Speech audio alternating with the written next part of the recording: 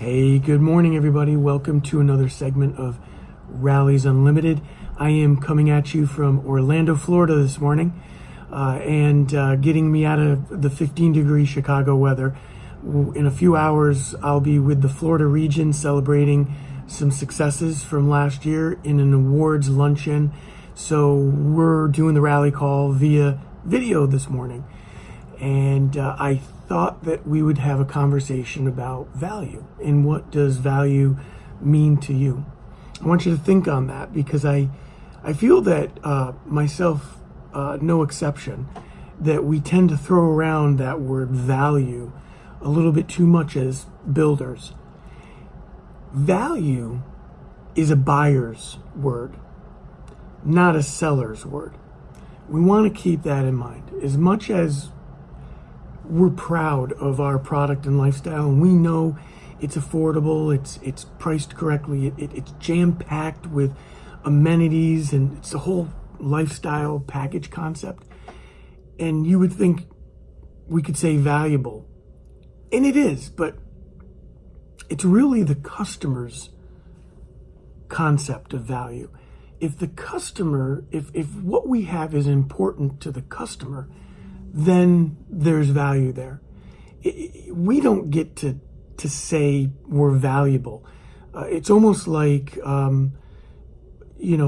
projecting our judgments onto the customer. It really has nothing to do with us. Value is all in the realm and the eye of the beholder, which is our customer. So I want you to really contemplate that thought and follow me through here. Have you ever actually enjoyed overpaying for a product or service? Think about that. Have you enjoyed overpaying? And you probably have.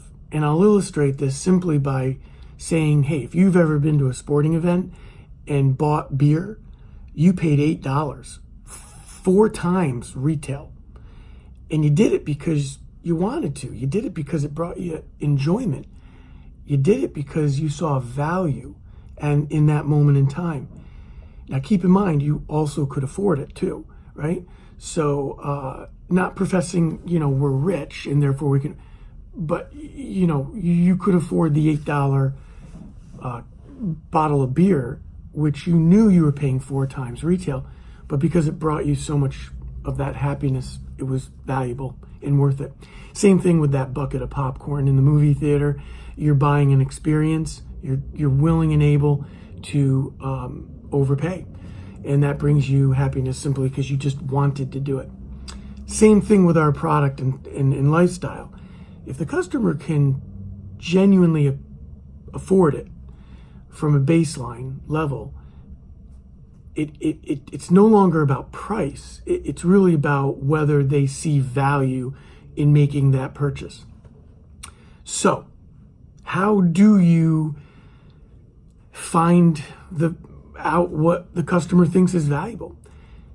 And some of you may be already knowing where I'm going to take this conversation, and that is, well, you find what's valuable to the customer through a rock solid discovery process.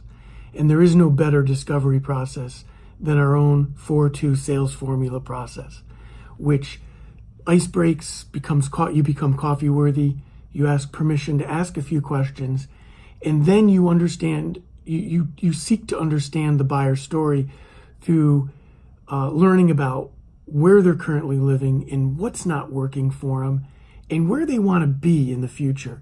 What's their ideal of that perfect home. And then we finally cross over and broach the conversation of the inhibitors, which are the cost factors that they're thinking in their mind and the fear that they're carrying. Because making a buying decision is heavy duty stuff. And so they have some cost factors and fear factors, and it's up to us to discover those and kind of help them work through those. That's how we discover what's valuable to the customer. And once we find that out, the path of the sale reveals itself to us. That pathway reveals itself to us, and the whole thing goes together a lot easier. And we become that trusted advisor, that mutual purpose. The customer definitely feels that, we have their mission in mind and we're all on the same page and we can help people. So, hey, with that, keep in mind, value is not a seller's word. It is a buyer's word. And we need to take the time to understand what's important, what's valuable to the customer. I'm going to leave you with one quick quote, and that is, and Jeff Shore says this, and I love it, and I wrote it down. You have to know everything as a sales professional, but only share what matters. You got to know everything, but you only share what matters. That's how you create value. All right, gang, make it a great weekend. Good luck with your open houses, and we'll catch you next week. Take care.